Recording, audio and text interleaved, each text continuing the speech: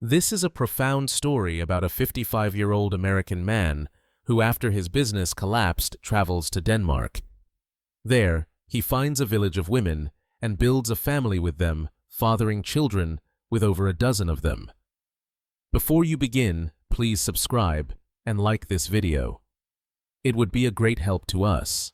In the heart of San Francisco, where skyscrapers pack the skyline, 55-year-old David Anderson stared blankly through the glass window, emblazoned with the logo of his IT company, Next Gen, at the gray sky. He was once a celebrated figure in the industry, riding a wave of success with his innovative AI-based logistics system.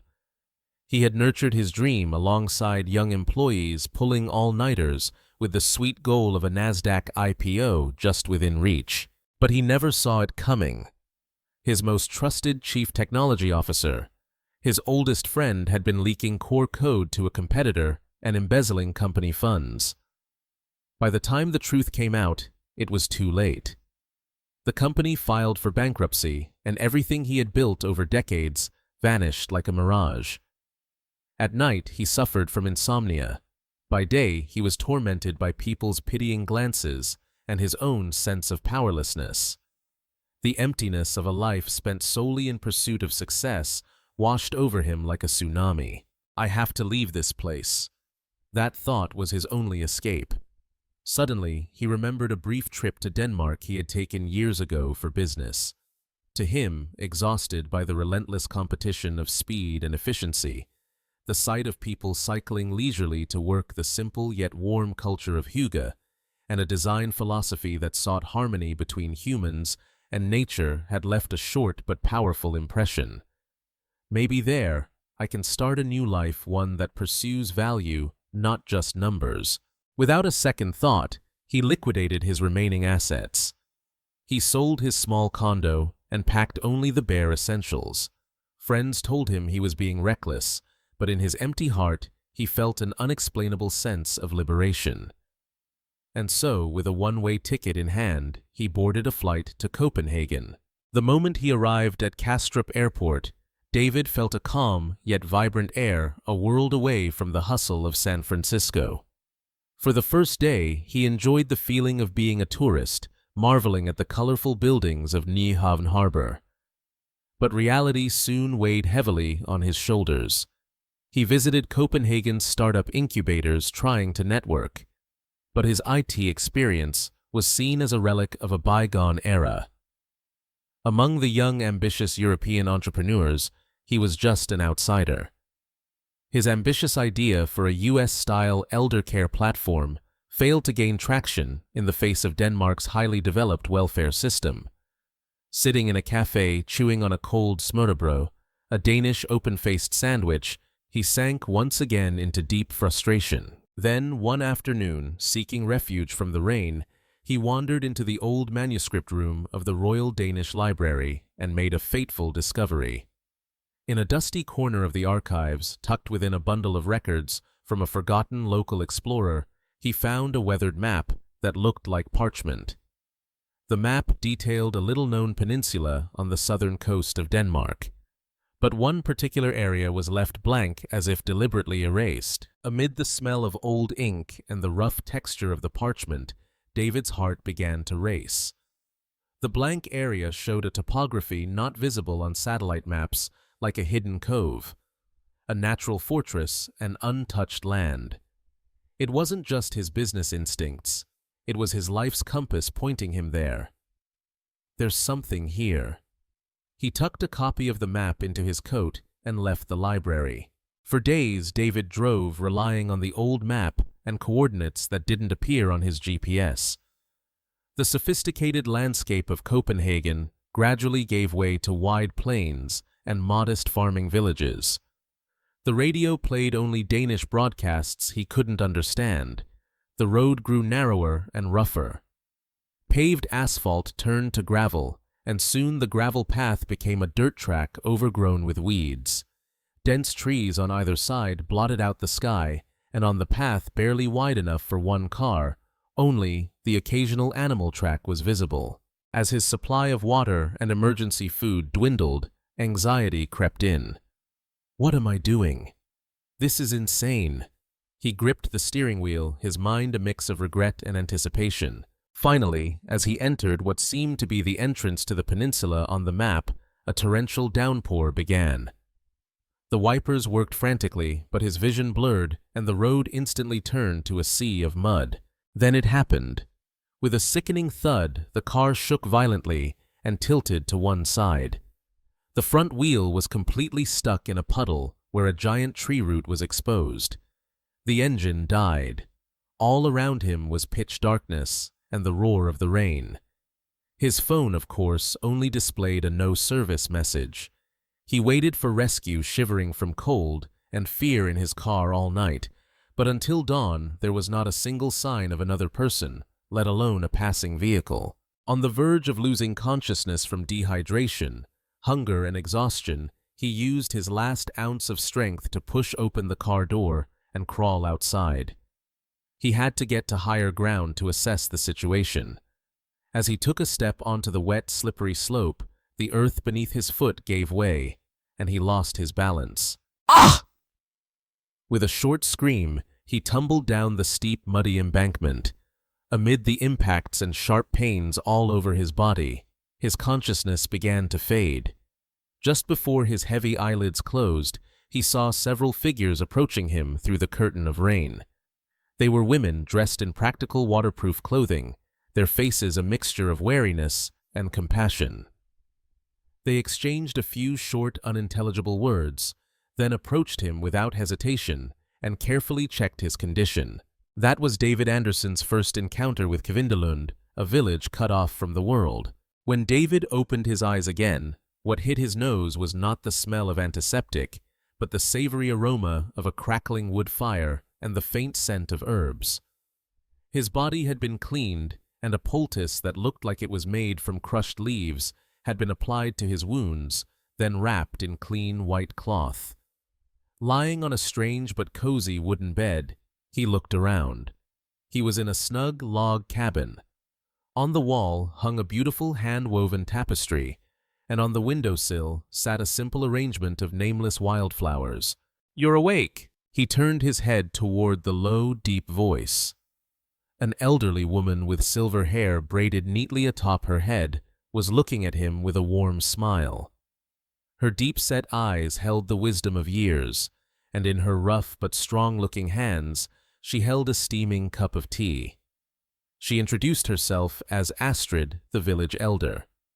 She said that while he was asleep, they had looked through his clothes and belongings, but couldn't guess who he was or where he came from. Using a mixture of broken English and gestures, David explained that he had gotten lost and had an accident.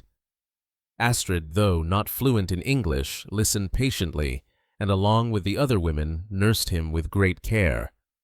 A woman in her 40s named Helga, who seemed to be an expert in herbs, tended to his wounds daily, helping him recover. A quiet but excellent cook in her 50s named Brita brought him nutritious soups and bread. While recuperating in the cabin for several days, David learned that he was in a secret village, not on any map, called Kwindelund, the Women's Land. The history of the village, as told by Astrid, was like an epic saga. Centuries ago, the men of this remote coastal village had either fought the harsh seas to fish or been conscripted into distant wars. But one year, a monstrous storm hit the village, and most of the men who had gone out to sea never returned. To make matters worse, an epidemic swept through, claiming the remaining men. The surviving women had to defend the village on their own, without help from the outside world. In the harsh environment, they relied on each other, farming the land, weaving cloth, and repairing their homes, surviving with fierce resilience. Over time, a unique women-centered community culture naturally took root, and they gradually chose a path of self-imposed isolation, deeming contact with the outside world unnecessary. Currently, the village was home to a total of 18 women, each living in harmony with their own role. 2 women over 50, including Astrid and Brita. 4 women in their 40s, including Helga and the logical Ingrid. 5 in their 30s, including the warm and thoughtful Emily, and 7 in their 20s, including the bright and curious Freya. Their lives seemed self-sufficient and peaceful, but beneath the surface lay the limitations of their isolation and a deep anxiety about future generations. Once he recovered, David was given permission to explore the village. Kwindelund possessed a beauty as if time had stood still. The simple but sturdy log cabins, the neat vegetable gardens enclosed by stone walls, the old well in the center of the village, and the dense forest and blue sea that enveloped it all were like a painting. The women worked silently at their posts. One was weaving a beautiful fabric with colorful threads at a loom. Another was diligently tending to herbs and vegetables in a garden, and another was skillfully mending nets by the sea. David was deeply impressed by their strength, their resourcefulness, and the harmony of their community. But at the same time, his businessman's eye accurately identified the village's potential and its problems. The pristine natural environment, the women's superb handicraft skills, and their eco-friendly way of life were all elements that would be highly attractive to the outside world. But their isolation caused deficiencies in essential areas like medicine and education, and as the younger generation dwindled, the village's vitality was noticeably weakening. The empty cabins and unused old looms seemed to reflect the village's stagnant reality. David spent several days and nights in deep thought. Was there a way to protect this beautiful community while also breathing new life into it? He carefully organized his thoughts and asked for an opportunity to present them to the women of the village. Gathered under a large oak tree in the center of the village, he began to speak in a trembling voice. "This place, Kwindelund, is the most beautiful and peaceful place I have ever seen. Your way of life and wisdom are truly amazing, but to sustain this beauty change may be necessary." He emphasized sustainable development that would protect the village's values, not indiscriminate development. He gave concrete examples, such as building an online platform to sell their high-quality handicrafts and organic produce to the outside world at a fair price, and operating a small-scale ecotourism program where visitors could experience the village's nature and culture. Since he didn't have his laptop, he used a large leaf and a piece of charcoal to draw simple charts and diagrams to explain his ideas. As expected, the reactions were mixed.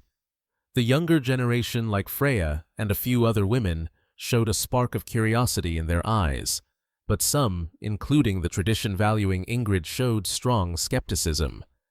Ingrid countered in a cold voice, "Our ancestors built walls against the outside world to protect our peace.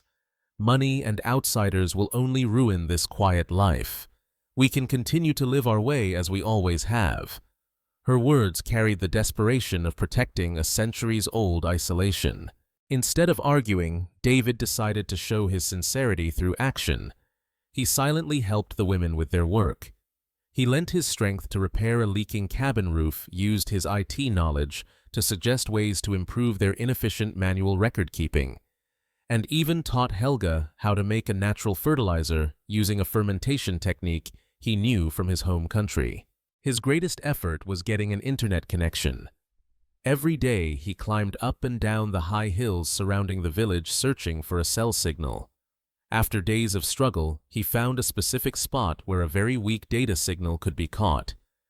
With the women's consent, he figured out a way to charge an old laptop battery with solar power, and finally opened a very small, slow window to the outside world.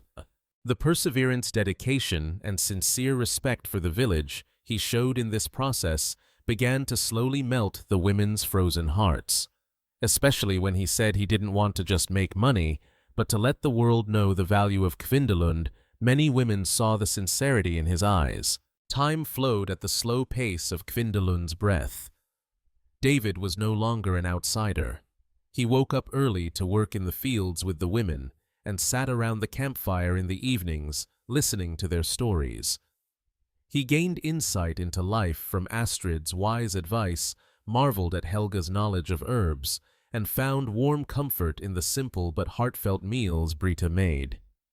He sometimes had heated debates with Ingrid about the village's future, but now those debates were underpinned by mutual respect.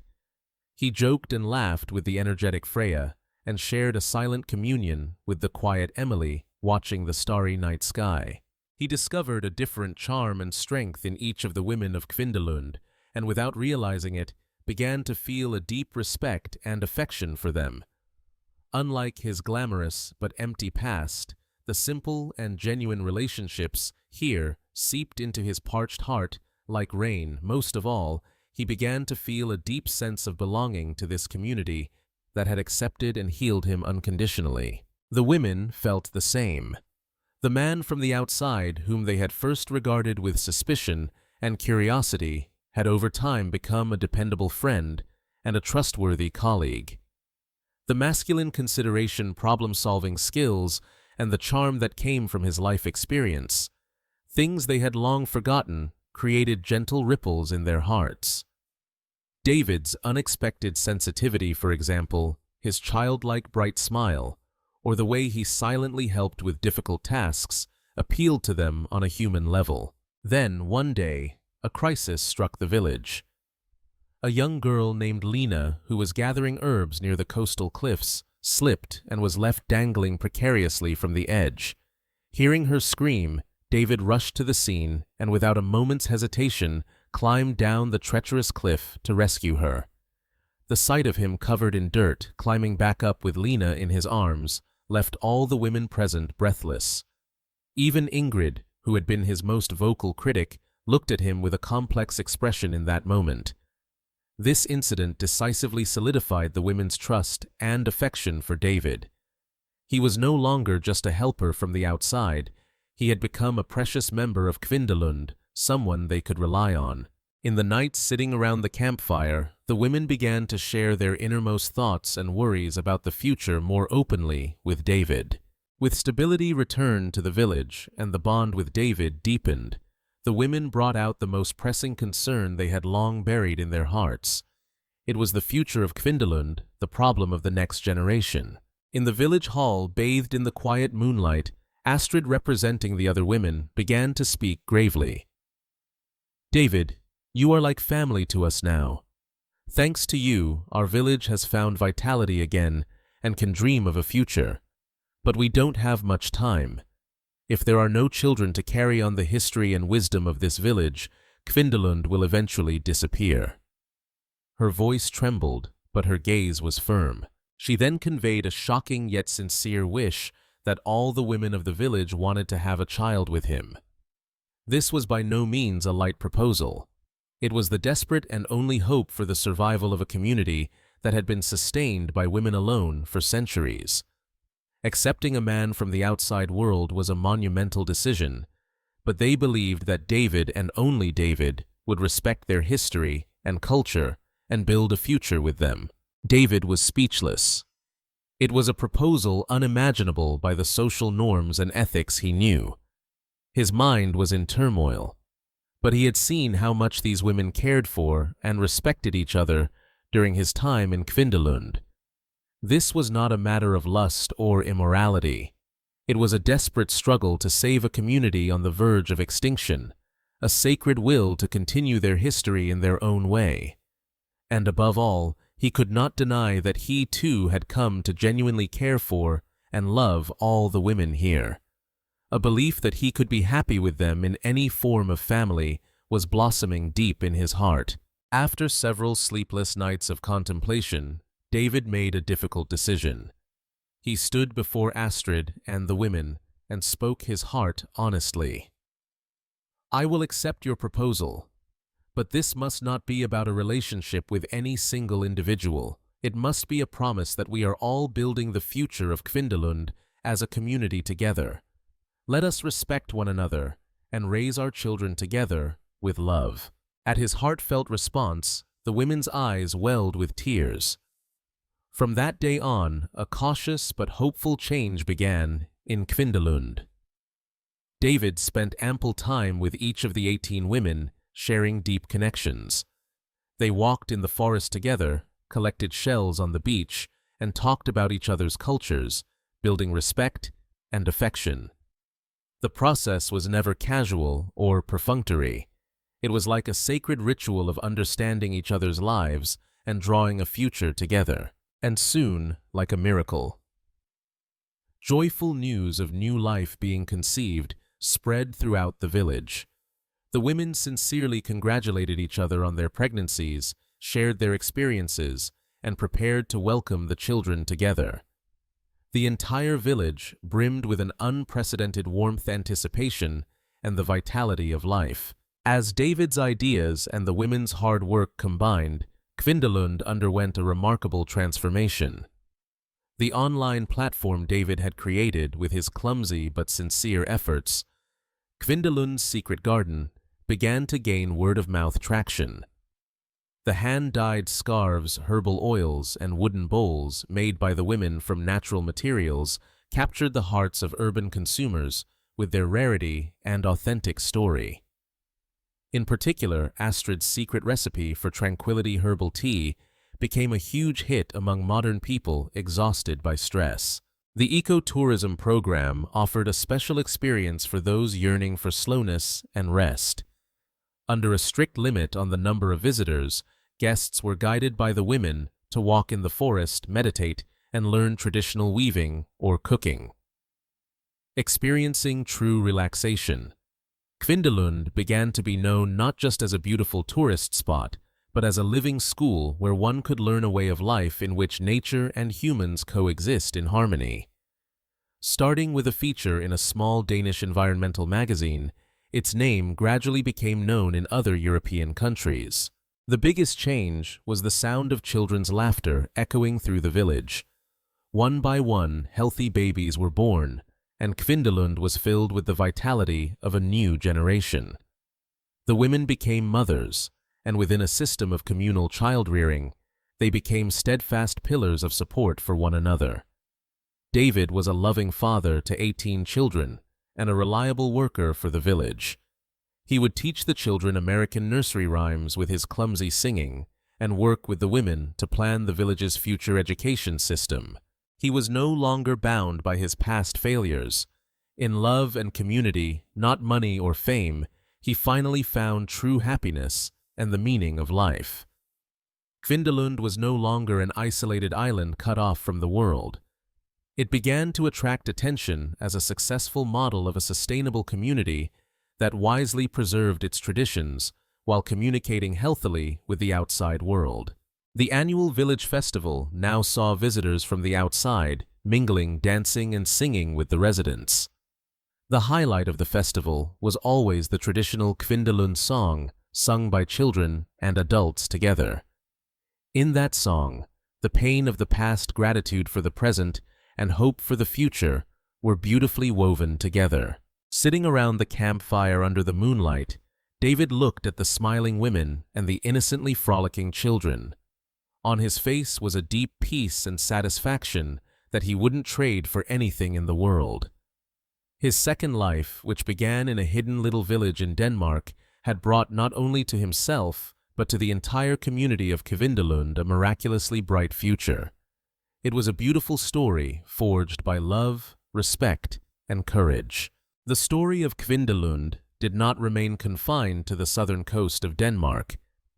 Kwindelund's Secret Garden, the online platform David had cautiously launched, was creating a quiet stir in Europe's eco-conscious and artisanal communities. In particular, the herbal pressed oils made by Helga using traditional methods and the birch bark crafts co-designed by Emily sold steadily despite their high price thanks to their rarity and quality. The ecotourism program also saw a gradual increase in booking inquiries as word spread among those seeking a digital detox and a genuine hygge experience. The winds of change blew from an unexpected direction. A young documentary producer from Denmark's public broadcasting station happened to learn of Kwindelund's existence.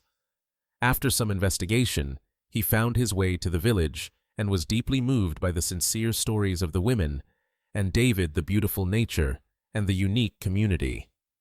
His camera captured the unadorned daily life of Kwindelund, and the resulting documentary titled The Women's Grove, A Community Against Time, aired across Denmark to great acclaim. This documentary was eventually picked up by a specialty cable channel in the United States. Initially, it was presented as a, believe it or not, human interest story. However, the presence of David Anderson, an American man, and the parallels with American societal issues like declining rural populations and the breakdown of community gradually sparked a deeper discussion. Online forums buzzed with debates about the Kwindelund lifestyle, and various interpretations of David's choice emerged. Then an email arrived for David. The sender was Jessica Park, a young Korean-American developer who had worked with him at his old tech company NextGen. She knew better than anyone the pain of his betrayal and had been saddened by his sudden disappearance. Having learned of his whereabouts by chance through the Danish documentary, she sent an email filled with surprise happiness and respect. "Mr. Anderson, or David, I suppose. I'm so happy to see that you found a new life there. Watching the documentary made me think a lot. In the suffocating competition and emptiness of San Francisco, I've also been dreaming of a different life. I was wondering, would there be an opportunity for me to stay in Kwindelund for a while and help with my skills? I think I could contribute a little with web development or online marketing." David read the email with complex emotions. It was a moment when a connection to his past, to his home country, was being re-established.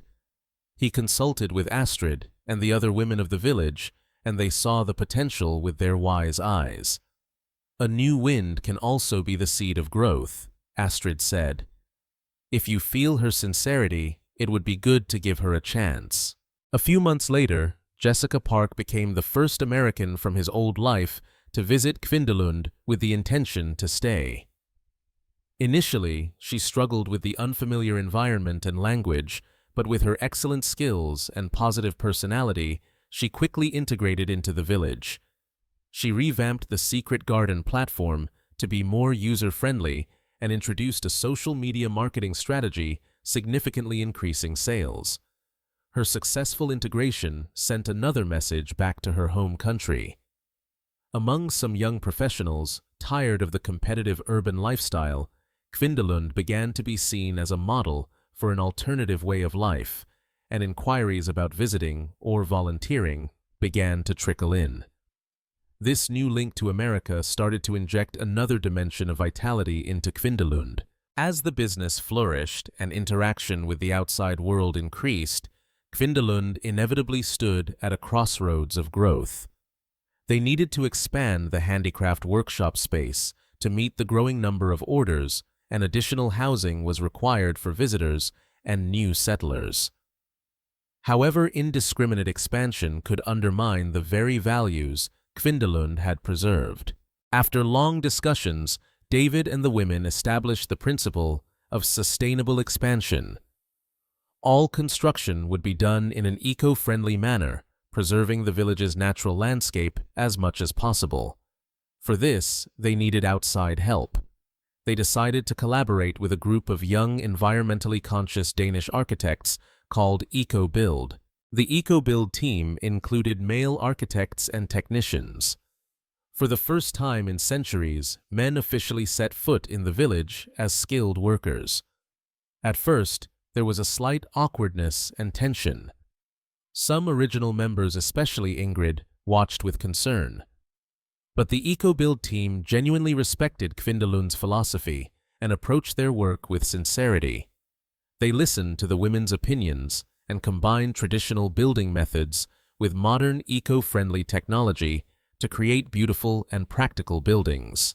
As they sweated together and solved problems, the wariness towards the male technicians gradually turned into trust. One of them, a carpenter named Rasmus, developed deep feelings for Freya during the project. After the project ended, he expressed his wish to stay and settle in the village. This brought about another important discussion. Should they accept a male resident? The village council meeting lasted late into the night. After a heated debate, they reached a conclusion. Anyone who understood the values of Kwindelund and was willing to contribute to the community could be accepted regardless of gender. However, a sufficient adjustment period and a formal community approval process were required. Rasmus became the first case, and his marriage to Freya became a celebrated event symbolizing a new era for the village. As the village grew in size and its members diversified, its governance also needed to change. Based on Astrid's wisdom and David's experience, the Kwindelund Council was formed with representatives from the original members and new settlers. The council met regularly to democratically discuss and decide on major village matters, such as managing tourist numbers, allocating resources, and approving new projects. Of course, there were conflicts of opinion. The debate between increasing tourism revenue and preserving the environment, or between sticking to traditional methods and adopting new technologies, was constant. But the women resolved these conflicts through the wisdom they had passed down for centuries, dialogue, listening, and compromise for the common good. Through the pains of growth, Kwindelund was evolving into a stronger, more flexible community. The biggest change in Kwindelund was brought about by the growing children. The children born to David and the 18 women were now growing into boys and girls, running around every corner of the village. These children were the very hope of Kwindelund. The sight of some dark-haired children mixed among the blonde Danish children was now perfectly natural. The children's education was a collective responsibility. Astrid told them the history and traditional folk tales of Kwindelund, while Helga taught them how to distinguish herbs and mushrooms in the forest. David taught them the basics of math and science, and Jessica Park taught them coding and computer skills. Rasmus taught them practical skills by building small wooden cabins or furniture with them. A retired teacher, an elderly woman named Sophia, who had newly settled in the village, introduced a formal curriculum to systematically support the children's academic studies. The children learned Danish and English as their primary languages, and thanks to David and Jessica, they also had time to learn about their father's culture and some Korean from Jessica's heritage. Their education was not confined to a classroom. Growing crops in the fields, fishing in the sea, and weaving cloth on the loom were all part of their living education. As the children grew, a unique Kwindelund culture was newly created. For example, when the children turned 10, they underwent a preliminary coming-of-age ceremony called the Child of the Forest and Sea. For several days, the children lived in the forest and by the sea without adult help, learning survival skills and realizing the preciousness of nature. This process combined traditional Danish nature-based philosophy with elements that fostered a strong, resilient spirit. David was now called Papa Dave, or Grandpa Dave, by the village children and served as a spiritual anchor. He poured warm affection and attention not only on his own children, but on all the children of the village. Watching them experience their first crushes and worry about their future paths, he felt a deep sense of fulfillment and happiness. One of his daughters, Luna, was developing a beautiful romance with a young Danish man named Emil, who was a nephew of Rasmus, showing the natural integration of the next generation. The future of Kwindelund was growing greener and more hopeful on the shoulders of these children. As the story of Kwindelund became known to the world, people from various backgrounds and with different stories began to knock on its door. Beyond just curious visitors, the number of people hoping to become a part of the community increased. The council carefully screened the applicants. The most important criteria were an understanding of and respect for Kwindelund's values and a willingness to contribute to the community. Maria, a doctor who had left a city hospital due to burnout, opened a small clinic in the village and took responsibility for the residents' health. She gained great trust by combining her knowledge of modern medicine with Helga's traditional herbal remedies. Klaus, an installation artist from Berlin, created artworks using natural objects from the village, breathing new inspiration into Kwindelund and also contributing to the children's art education. Priya, a yoga and meditation expert from India, offered mind-body training programs to the residents, helping them find inner peace. A retired agricultural research scientist from America, a colleague of David's named Dr. Evans, collaborated with David to innovatively improve the village's agricultural productivity. As people with such diverse nationalities and talents gathered, Kwindelund developed into an even richer and more colorful community. The dinner table now featured not only traditional Danish dishes, but also BBQ ribs, German sausages, and Indian curry. Around the campfire, Danish folk songs, American folk music, and German lieder were sung together. There were minor misunderstandings and conflicts due to differences in language and culture, but they were naturally resolved through efforts to understand and respect one another. This diversity, rather than being a problem, became a stimulus that promoted creative ideas and problem-solving abilities. For example, in a project to increase energy self-sufficiency, Danish wind power technology, German solar technology, and American energy storage technology were combined to achieve great results. Kwindelund was now reborn as a community where harmonious diversity blossomed like a beautiful tapestry woven from threads of various colors. As Kwindelund grew, so did its internal challenges.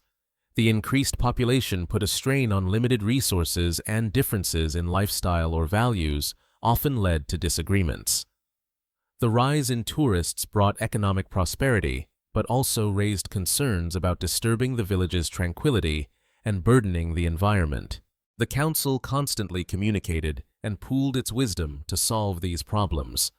To manage resources, they ran campaigns to reduce energy and water consumption and further systematized waste recycling and composting.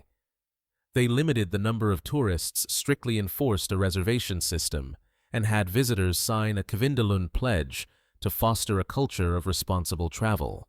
One of the biggest challenges was the higher education and career paths of the children.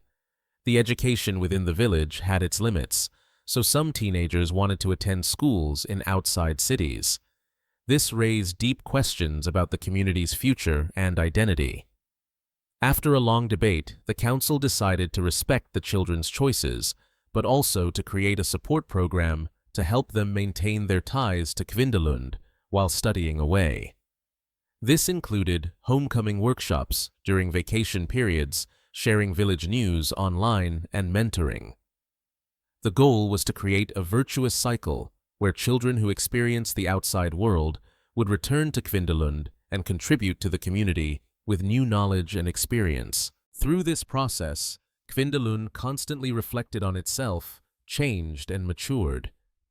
Conflict was not seen as something to be avoided, but as a healthy process for moving in a better direction.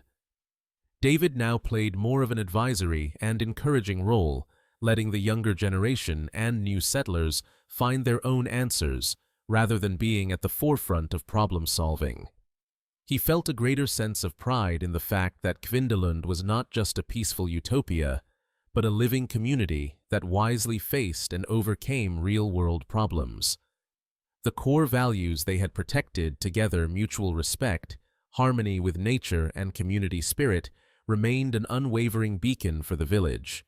Decades passed, and Kwindelund became a globally recognized model for sustainable community living. Environmental groups, sociologists, architects, and educators from various countries visited the village to learn the secret of their success. They collaborated with universities on research projects in ecological architecture, community governance, and alternative education, and the results were shared at numerous conferences and seminars. In the United States, interest in Kwindelund grew even stronger. Several rural municipalities and intentional community movements showed interest in benchmarking Kwindelund and David, and the residents of Kwindelund willingly shared their experience and knowledge. Eventually, a small coastal town in Maine and Kwindelund officially became sister communities, leading to active cultural exchanges and cooperative projects. Young people from the U.S. participated in workshops in Kwindelund, and Kwindelund's handicrafts began to be sold in eco-friendly stores back home. David was now an old man with snow-white hair, but he still had a bright gaze and a warm smile. He, along with original members like Astrid and Brita, was revered as a spiritual elder of the village. He no longer managed the day-to-day operations of Kwindelund's secret garden, but found happiness in the simple routines of telling stories to his grandchildren-aged children or offering a warm welcome to new settlers. One evening after the autumn harvest was over, a bonfire was lit again in the Kwindelund square. People of various ages and nationalities gathered together to share food, sing, and dance. David quietly gazed at the scene beyond the bonfire. The village had grown and prospered incomparably since he first arrived, but the warm heart of caring for one another and respecting nature remained unchanged. The clear laughter of children and the warm conversation of adults echoed in the night sky. David closed his eyes with a gentle smile. He had never imagined that the small seed of hope he found in the ashes of his former life would grow into such a lush forest. This was not his story alone. It was a miracle created by the strength of women who did not lose courage in despair, the open-mindedness that was not afraid of change, and a deep love and respect for one another. The story of Kwindelund is not over. It is a song of hope that will continue forever for all the tired and alienated people of the world, and for all who dream of a better future. The tale of Kwindelund whispers a powerful message to us all. Even in the deepest valley of despair, a seed of hope can sprout, and true strength is found not in a lone hero, but in a connected community that embraces each other's weaknesses and shares its strengths. It is a testament that the most powerful force in the world is not grand logic, but the simple act of listening with an open heart. It reminds us that beyond material success, the most radiant happiness in life comes from human connection, a deep communion with nature, and the profound fulfillment of contributing to a community. This is not just a story. It is another name for the future we must dream of and create. Thank you for watching today. If you enjoyed the video, please subscribe and like.